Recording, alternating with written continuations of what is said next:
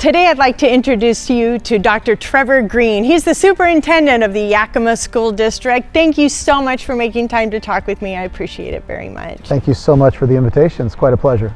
Thank you. Is it okay if I call you Trevor? Absolutely. Awesome. I prefer that. I feel it's important for our viewers to know Yakima School District is the largest district in the Valley. And if you could speak to the size, the number of schools, students, that sort of thing, to give us a perspective. Absolutely. We are a what I would call a landlocked district, so it serves the Yakima community. We don't have land extending beyond, so we do have a pretty stable and consistent population. We are around 80% Hispanic population. That does create rich opportunities for us to incorporate the culture of our community into who we are as Yakima. We do have a large migrant population. We're seeing a lot more students come from the border, given the current status in our nation, and that's something that I think also brings a richness and really creates a world atmosphere in Yakima that you sometimes don't get in smaller communities. So we're really excited about all of the options that we offer families and students. It's definitely a change in the education system, right? I mean, with the migrant workers coming in and out of the school district, the district has had to adjust to that. Is that right? Well, certainly, and I think now what we're seeing is not just the migrant, but we're seeing people flee a country that they're in for a better opportunity. So it may not be for the migrant work, but just looking to settle. And that certainly is a much different dynamic, because that is a population that will stay and not become migratory, so to speak. Right. So what we've seen is a decline in actual migrant student status. So we are becoming more stable. I'm a product of the Yakima School District, Gilbert Wilson Ike, and a 40-year class reunion this year. Hard to believe. I know. So how many high schools are in the district? Well, first, I'm a graduate from Davis High School. Oh, so you are? Yes, I didn't know that. I'm the first superintendent to return, so to speak, in this position. And I did teach at Eisenhower for 8 years, so I do have ties to both areas. We have two large comprehensive high schools, Davis and Eisenhower, around 2,500 students each. Wow. We have an alternative school, small alternative setting, that's Stanton. And next year we're actually merging our online program and our open doors, which create options for students who are not your traditional type of students. They're seeking a different type of opportunity, and that'll be under one umbrella at Stanton. So currently we do have Stanton separate and our Yakima online open doors and the two traditional high schools. We have 4 middle schools and 13 elementaries, and then an early learning center. So we have 24 buildings this year, and we'll have 23 with the consolidation next year. Wow, I'll tell you, I'll be honest, I wasn't sad when you guys tore down the old Eisenhower, because it was bad. It was bad when I was there 40 years ago. So the new Eisenhower is absolutely state-of-the-art high school. Can you talk about some of the programs that are unique to Eisenhower and what they have going on? Sure. Well, the facility certainly is wonderful, and I think when we talk about the size of a district, it is important because it allows you to offer more courses, right? So there are people that are looking for a smaller setting, and we have small districts that do phenomenal things and have wonderful programs. With our size, though, we are able to do much more. So we offer several types of career and technical education classes in the high school, but we also have a separate facility, which is YV Tech, that serves multiple districts throughout the region, and many students from Yakima as well. At Eisenhower, we have your AP classes. We have a new college in the high school course, which actually will result in an AA in the high school. So this is really something that's super exciting. Many people know about the running start concept, where as a junior or senior, a student can leave the high school setting and go to Yakima Valley College, and they can graduate with their AA.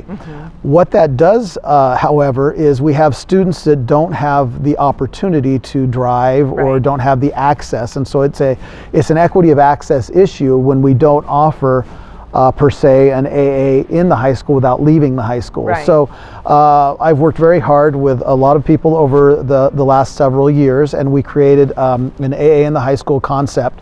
We're partnering currently with Arizona State University, and students can start as a freshman and graduate as a senior and have that AA, and we're looking to expand with internal state colleges as well. So there's a university that is engaging with us in that partnership. You know what's so fantastic about that too is because going to university university is so expensive. And to imagine to get that level of education in the public school system without coming out with the burden of student debt. Certainly. It's really phenomenal. Yeah. The other thing that we're doing across the district is we have a seal of biliteracy, which that is another way of honoring the language of our students and encouraging them to continue to perfect that second language. We do see language acquisition as a superpower, and we advertise it as such, but by recognizing our students who come with skills beyond one language, whether you develop that second skill in Spanish or if you come in Spanish and you're learning English, that is honored at the state level. And we've continued to see a great increase in that seal of biliteracy recognition, and so we're excited about that as well. You know, I think the U.S. is, you know, to our detriment, it's a negative because you travel abroad and they speak a minimum of 3 languages, you know, and thankfully you guys are incorporating that, and Spanish is critical to our success as adults. Well, we need more people with that attitude because, you know, if a person that speaks 2 languages, bilingual, 3 languages, trilingual, and 1 language is American. It shouldn't be that way, right? That's not what we want advertised.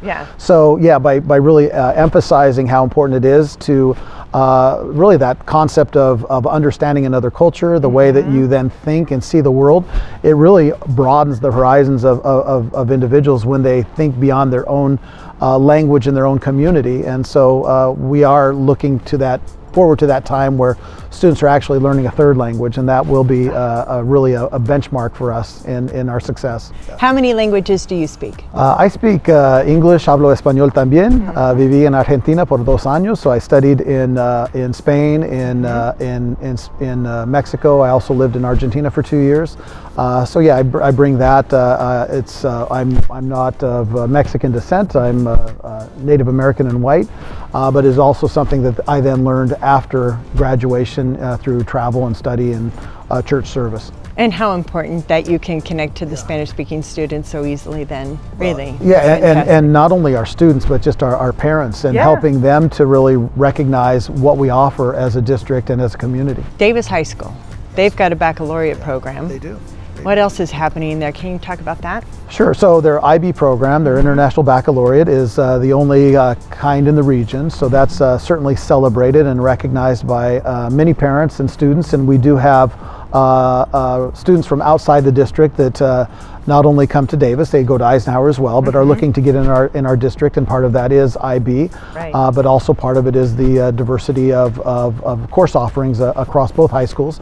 Within Davis itself, we also offer the AA in the high school, so that is something not isolated to Eisenhower, so it is at Davis also. We have a phenomenal music program that continues to grow. We have the CT programs that we offer there also, and we've just seen tremendous involvement at both high schools, and we try to keep that consistency between the 2 offerings. It shouldn't be like if you go to Eisenhower you're missing out, or Davis are missing out, but you did call out the one discrepancy, which is the International Baccalaureate, and that is exclusive to Davis. I'll also share, I think one other thing is we've seen tremendous photography programs per se at Eisenhower in that medium of art. But our art program at Davis has really been recognized, probably more so than any other part of our district, with the great work of the teachers there and the way that they have celebrated and trained up our students. In fact, we have multiple state winners at the OSPI, Office of Superintendent of Public Instruction, which actually is opening up pretty soon to go to Davis and see their artwork. Oh, fantastic! And I know at Eisenhower we have the little theater. Is it still called that? Is that right? No, well, that's gone now. So we have a much bigger theater. Yes. So, but it is beautiful. It's state of the art. I've been there when you guys finished that remodel. One other thing is those 3 schools, Stanton, Ike, and Davis. Lots of public money, federal money, rebuilt these campuses. The Stanton campus, again, is fantastic. Davis is beautiful as well. And I just like that it's a testament that Yakima believes in schools. It's important to provide a positive, safe environment for kids, and you're seeing that roll through with improvements with elementary schools. Well, absolutely. I think, you know, when we talk about the community support, we recently passed a levy at 65.71%, which the benchmark or the passage rate is 50% plus 1. So to have 15% addition on that really speaks well of our community and the way that they value public education, and that they're willing to support students in recognizing that we do provide a service that extends to something that they would really value. We also have great relationships with our faith-based community. We meet with them quarterly.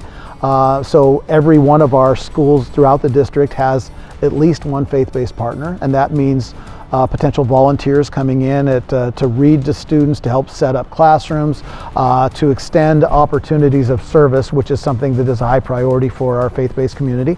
And it allows us to connect with them in a way where we're sharing what is happening in our district and how we can support one another, because we recognize also that our students are likely many of their parishioners, right? And not that everybody is of a religious nature, but certainly taking advantage of that.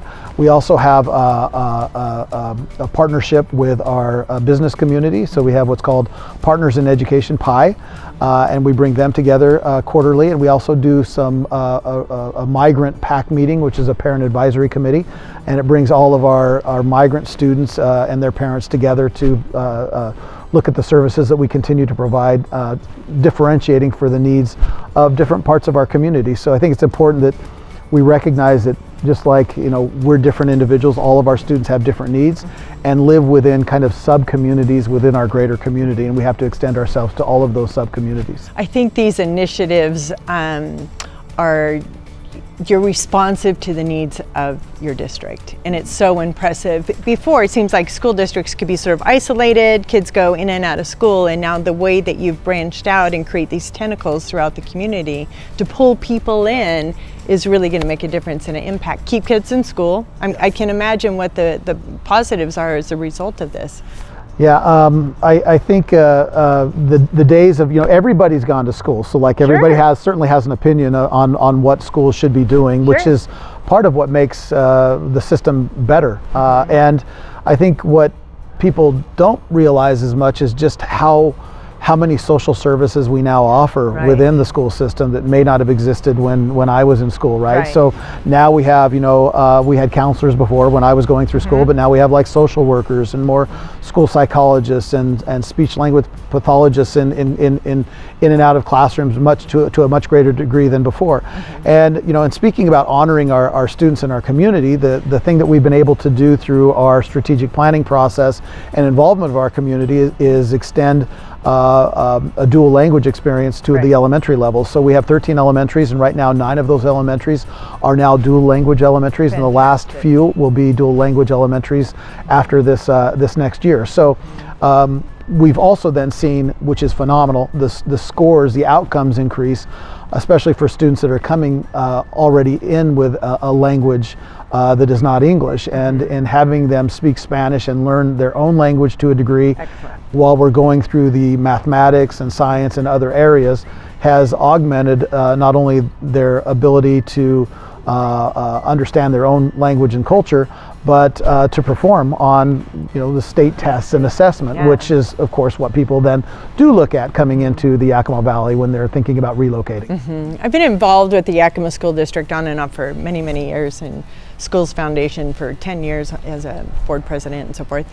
One of the things that I found so interesting that you touched on was not recognizing school. It's no longer just go to school and come home, take the bus. It is you're providing so many services, laundry, helping with all of these different things that they don't get at home because it might be a less stable environment. And certainly you have your children that don't have shelter every night and so forth. So I think it's really important to know that you guys have adjusted and you're trying your best to accommodate the youth of Yakima. Well, we do, and first I think thank you for your service and for believing in public education. I know that you're a co-chair of the Crystal Apple, yes, and that's a phenomenal way of recognizing our staff, and oftentimes an underappreciated profession, but that service is something that really stands out. And when we think about the services that students need, one of the things of which I'm most proud is our partnership with the city and our police department in recognizing that students do have challenges and do go through a trauma that we sometimes don't recognize or have not recognized in the past. And domestic violence is not an issue isolated to Yakima. It's everywhere, right? And through the great work of our police department and our city, we've have this collaboration where anytime there is a police action in the home of a student in Yakima, and actually extending beyond, it's growing beyond the Yakima boundary, then we are notified the next morning, and then we send out notification to each of the individual buildings, to the principals, to the counselors, to monitor a student and recognize that, we're not going to call out that something happened that evening or the evening before, but what we are going to do is kind of recalibrate our sensitivity and touch upon that empathy that we have within, and realize that when a student is reacting a certain way, that it may not be because of our current reality of what we're seeing, our context, but it could be a pretext of what's happened the evening prior. And then that gives us that opportunity to tap into grace and work with students at their level, because we have to be reminded. It's so difficult to, you get into that operating every day and checking off what needs to be done, but to slow down, breathe, and recognize that these human beings need that personal touch and that relationship. The Downtown Rotary had that presentation where they brought in Sheriff Udell and the Yakima Police Chief. It blew my mind. And I left so inspired because it just felt so collaborative for the first time, where each agency, including the school district, and how you're working with them to support these kids, it was fantastic. And I think it's such powerful work, it really is. Because otherwise I think these children would be lost.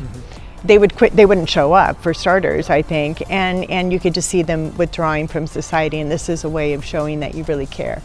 It's incredible. It really is. It really is a kind of a lighthouse partnership, and I think I perhaps need to do even a better job of sharing what those partnerships are. I've touched upon faith-based business leaders, but we have schools that have over 50 partnerships throughout town. So we were at Adams Elementary last night. The principal was presenting to our school board and was sharing many of those partnerships that are out there, and they exist in so many different areas. And I think if the community knew how many opportunities were out there, or how many other people were engaged in partnersps to support our students, it would be inspiring. It would, and they'll join in. Yeah, absolutely. Absolutely. Yeah. Let's talk about some of the fun stuff. Oh, sure. This has been fun. Good. Yeah. I know that the school district has very specific initiatives.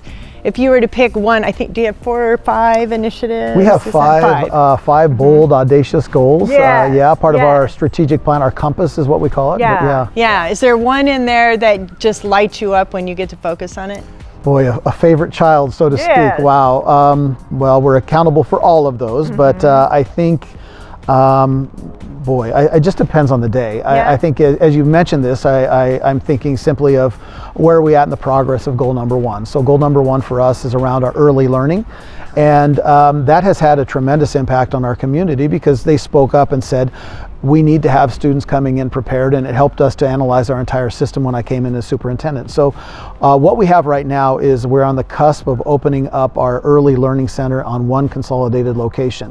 Wow. So if you go back 5 years ago, we were serving early learning students in 8 different locations throughout the district, and we were dividing our services between a principal and a speech language pathologist, school psychologist, all of the services that they need. People were running around trying to serve all of these students. Right. And now, because of the strategic plan and focus on early learning, we recognize that to have them perform to their best ability and for us to serve them more efficiently, effectively, and meet their needs, we needed to consolidate. And so the old Discovery Lab site, which used to be a 1st through 8th grade facility, a very small niche school, has become our early learning center. We're opening a new building that was built entirely within internal funds, so we didn't have to pass a bond to build this facility, which I think speaks very well to money management in our district. Excellent. And utilization of federal funds during the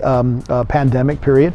And so we'll have a new facility open, we'll have all of our students there relocated, and we recognize that when students come into the Yakima School District, there's an indicator called Walk Kids Assessment, and there are six categories, and in those categories our students typically are around the 25th percentile coming into our district. So those are the students that we are getting, and it talks about mathematics, social emotional interactions, all of those.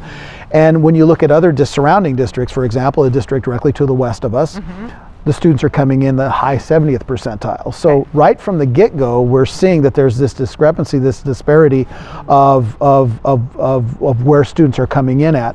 And by consolidating the students there to one location and providing services, now we can even extend beyond our own district and reach out to our daycare facilities and make those partnership connections so that we're aligned with what is being taught to some degree, so that when they come in, we expect to see a higher percentage. It's a very tall task when you have a strategic plan in which the community has called out that we need to extend ourselves beyond the time period that we actually have the students, right? So we're actually reaching out so much earlier, even before we have them.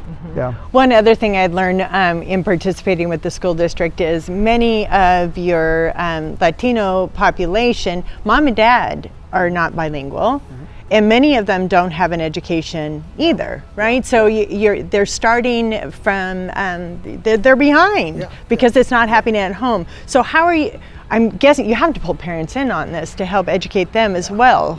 Is that true? Yeah, and I think that goes back to our parent advisory committee with our in bringing the parents in, and we have a very strong migrant pack that continues to grow, and we're seeing a lot more Spanish speakers, monolingual Spanish speaking parents in that organization, even if they're not migratory at this point. So that will continue to grow and extend, and I think we have to also, as a system, I really appreciate what you said about, because this is kind of the narrative that we get into. It's like behind, they're behind, and I even used it when you talk about the early learners coming in and not being at the level that maybe we would want them. That's just the reality, right? So when we think about that, I like to think about, well, behind, but behind what, right? Because we all move at our own pace, and I think it's important to acknowledge that we all have these different abilities and different supports, whether it be the life circumstances, monolingual parents when I'm in a bilingual setting or a monolingual English setting. There are just so many opportunities, and what we do in the Yakima School District very well, I believe, is that we recognize the culture that we're in and the uniqueness of who we are, not only as a city, as a school district, but the uniqueness of our different buildings in different neighborhoods, because all of those are different as well. And by doing that, it really helps us as leaders and as teachers and paraeducators to focus on, this is who we have in front of us. It doesn't matter the circumstances, it doesn't matter, all of that, yes, is important, but many of those are systemic societal issues, right? And what can we control? And we can control first what we do in the schools. Second, we can control how we start to extend ourselves in those concentric circles outside of our context to then involve others and find those partners that are willing to engage in a way that elevates our entire community. And we've seen that again through the way that people vote and the thing that they're communicating about who we are and where we're headed. With the amount of progress that you have already created and clearly have a path for creating for the future, you have to have an incredible team around you. Can you speak to this team and how they're able, as a unified front, to really move these initiatives forward? Well, boy, it's I think the important thing that you would want to do, or that I would recommend for a leader, is you surround yourself with great people who will argue with you, right? I think that's a John Wooden quote from UCLA. Open debate, I like it. That's right, and there's the other saying that if you're the smartest person in the room, you need to find a new room. Absolutely. And I think we all bring exceptional perspectives in different areas that when we get together, then we're able to have robust conversation, we're able to disagree, we're able to kind of look at things from different perspectives, as long as we're holding that student at the center and doing what we do for the benefit of the child and then benefit of the community. I think we err more times on the side of positivity than negativity, but we've certainly had significant challenges during the last 5 years, and I think I can't imagine being an educator during COVID. I just the pandemic, and now right now we're facing a critical time in education where we see lack of full funding for education. We're seeing rising inflation. We're seeing declining birth rates, which means that we have less students enrolling, and that is really atypical for us as an entity statewide. We're down between 40 and 45,000 students in our state. Seattle right now is talking about closing multiple schools, and that is very hard on a community, but those are also the tough realities that I think as leadership you want to be able to address that. Leadership is not about maintaining that status quo unless you're perfect, which I've yet to see that happen, right? So it's also not about pursuing the shiniest and best thing out there according to perception. So we really do need to continue to bring our team together, which outstanding leaders in every area. It extends down to the building area. And I'd also say that, when you look at classrooms and you can lead from any situation, and we have people that are leading in the classroom, people that are leading as paraeducators in their own areas, and that's truly a great thing for us. In my field of business, I'm a real estate agent in Yakima, 25 years now. As people come to this community, they're immediately looking at different school districts and then really making their home purchase based on that. What would you say to somebody relocating to Yakima? What should they be looking at when they're considering a school? Wow. That's really quite a perspective, because if you look at property values in certain areas, they can tend to fluctuate, and then that becomes the area that people want to live, right? And I've already mentioned that we are an area of high poverty. If you're looking percentage-wise, we're richly diverse, and I would see those as a bonus, right? And some people would maybe not see it that way. So I think it's what you would want I think that individual conversation is so important, and it has to go beyond potentially property values and expansion of land and whatnot, which we are, as I said, landlocked. What we do offer is we offer a wide variety of opportunities for students to participate in areas that are not offered in smaller districts. We have a growing dual, if it's a young family, I'm talking about dual language, and how that is now rolling in. And we have, I would say, the overwhelming vast majority, probably 90th plus percentile, are speakers of Spanish that they grew up speaking Spanish and English, which is a tremendous asset when we have students who are learning that second language, and that's not always available in other districts. I've mentioned before, you can get an AA in Yakima, which you can't do in most districts across the state, if maybe a few others, but we're on the cutting edge of that partnership with a local university, and we're excited about that expansion and moving away from Arizona State as we grow that opportunity, so you can still experience the high school option without leaving and still leave with that benefit of having an AA degree. And then we continue to have not only the IB and AP experience, but I'll give my own son, who's graduating this year, as an example. Congratulations, Dad. Congratulations. By the way, I've had one at Davis and one at Eisenhower. Oh, I like it. Keeping it balanced. I like it. But what he's been able to do is pursue electrical and auto mechanics at our skill center, and then be part-time as a student and take his advanced courses there. And he has, he's headed to college, 4-year institution. It doesn't have to be an either or. Right. You don't always have to have that, delineated route of I've got to be that IB student or I've got to be the full AP student. You can experience school the way that you want to experience. And I think we as parents have to recognize that as well, that, I can have him go pursue that excitement of changing spark plugs and fixing brakes and all of that, where he finds such a tremendous amount of joy, and he's still meeting the family expectation of not shutting a door to an opportunity that wouldn't exist if he didn't pursue, the advanced coursework that he needs to. Right. But we really do value the student voice component of what we do as a district, and I think part of that really shows through in the expansion of our Student Voice Council, which extends throughout all of our buildings at the secondary level. And we now have something exciting called our Student Voice Circles, where we bring our elementary students together on a regular basis to find out how they're feeling about our system and what we can do better to support them. And it's really so enlightening when you sit with a 5th grader at that level to hear what's on their mind. And at this point, it's really like, it's all about middle school at this point. How am I ready for middle school? What is that going to be like? Do I need my back? What are all the things that I need to adjust, right? And we don't think about that unless we're talking to students about what are the concerns that you have.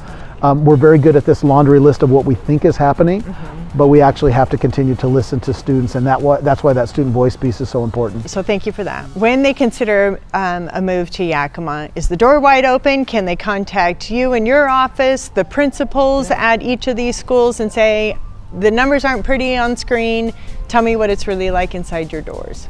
Well, they can certainly contact our enrollment department, and you don't have to live in our district to come to our district as a high school student, right? So if you are looking at that AA opportunity, if you're looking at expanded courses across the system of 2,500 students, a variety of clubs across the board, then we will take you into our district, right? And we are actually considering that expansion down to the elementary level. Thus far, we have not changed policy to make that a possibility. And that becomes very complex when you're looking at the size of classrooms and the different buildings. But we have been talking about some declining enrollment, correct? And that opens up opportunities then for us to reconsider what we're doing as a system.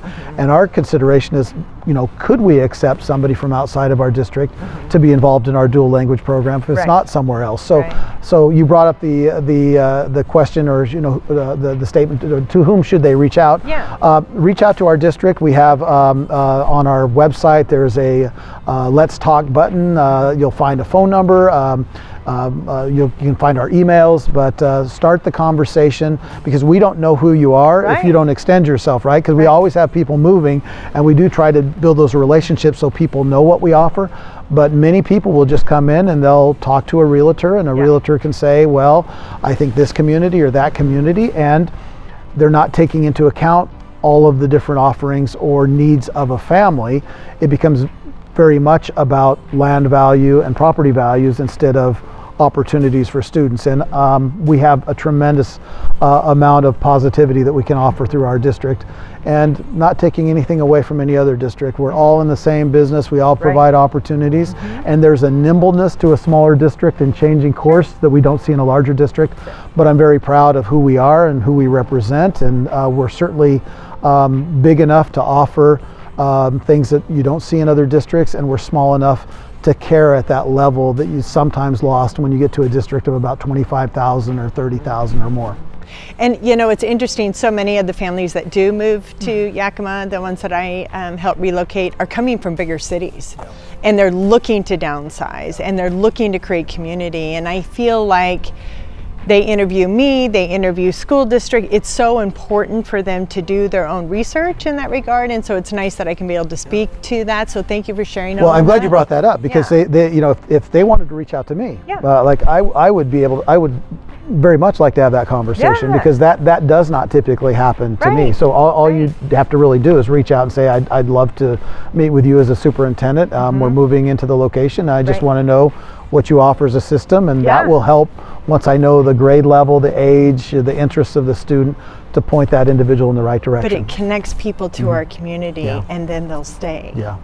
So it's such a critical piece of that investment. So this was super fun. Yes, it was great. Thank you very much, and so informative. I've been impressed from day one, and it's exciting to see how the district continues to evolve and change to meet the growing changes of education, not only in Yakima, but across the U.S. I look forward to our follow-up interview. Oh, awesome. I don't know when that's going to be, but I look forward. Absolutely. Thank you so much, Trevor. Thank you. Thanks. Trevor, if people want to get a hold of you, what's the best way to do so? Well, a variety of ways. We can be reached on our website, which is ysd7.org. You can contact our main line here if you have a certain department that you'd like to talk to at 509-573-7000. And of course, there will be a complex button pushing opportunity there. There is a direct line, and in fact, you can leave a message and I'll get it directly, which is 509-581-5250. Once again, 509-581-5250. And those are the three best ways to reach, aside from email. I like it. You're just so approachable and friendly, and I just appreciate that. I hope everyone gets that same feeling. If you're considering a move to Yakima, please watch our series at Living in Yakima on YouTube. Be sure to like and subscribe for more informative videos about what it means to live in the Yakima Valley.